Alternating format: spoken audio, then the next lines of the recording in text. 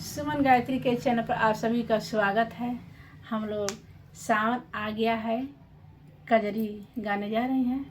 आप लोग लाइक और सब्सक्राइब कीजिए, पूरा वीडियो देखिएगा और कजरी का गीत सुनिएगा। जो गलती होगा उसे क्षमा करिएगा।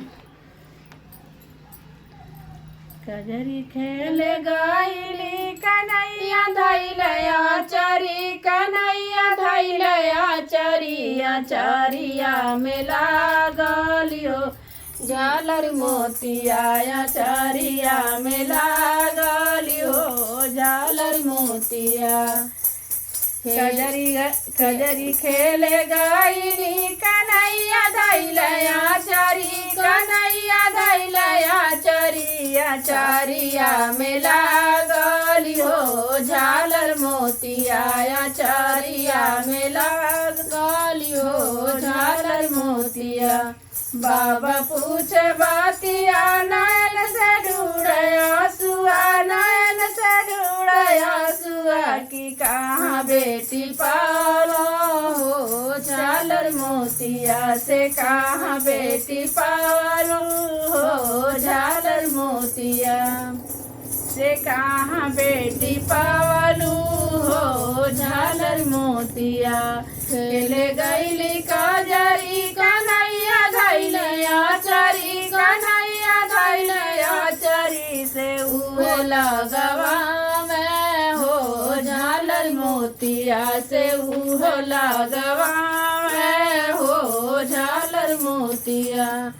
खेल गईली कजरी कन्हैया धैलया चरी, कन्हैया धैलया चरिया चरिया में लागली हो झालर मोतिया चरिया में लागली हो झालर मोतिया।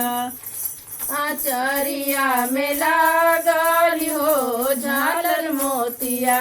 पापा पूछे बातिया नयन से गिरया सुआ, नयन से गिरया सुआ कहाँ बेटी पावलू हो झालर मोतिया से, कहाँ बेटी पावलू हो झालर मोतिया।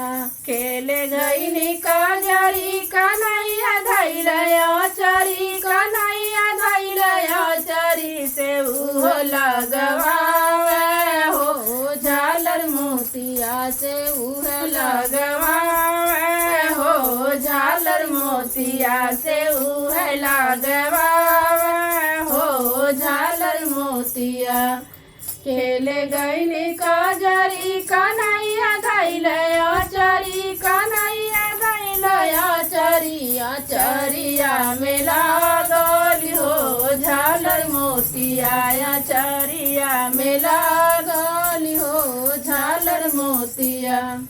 चाचा पूछे बातिया नयन से ढूढ़या सुआ, नयन से ढूढ़या सुआ से कहाँ बेटी पावलू हो झालर मोतिया से, कहाँ बेटी पावलू हो झालर मोतिया।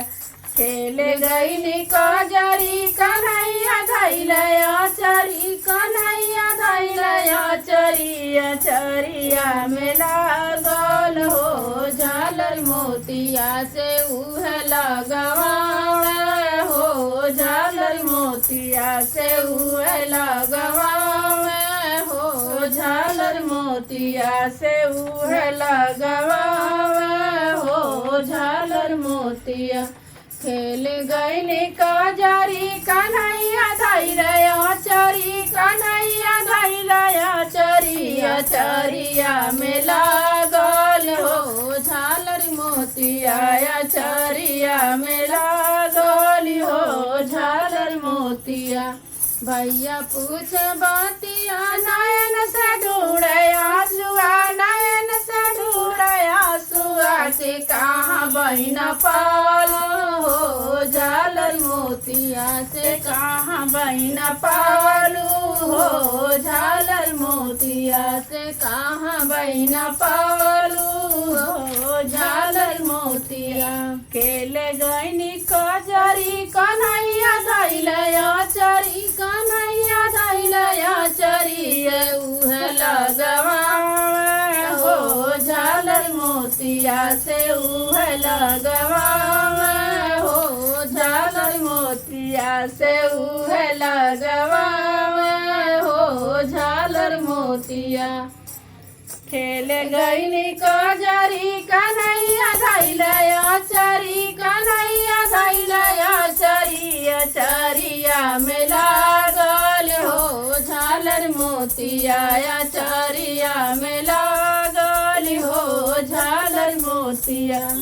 बाबी पूछे बतिया नयन से गिरे आंसुआ नयन से गिरे आंसुआ की कहानन दो पावलू हो झालर मोतिया से कहानन दो पावलू हो झालर मोतिया। खेल गईनी कजरी कन्हैया धैलया चरी कन्हैया धैलया चरी से उह लगवावे हो झालर मोतिया से उह लगवावे हो झालर मोतिया से उह लगवावे।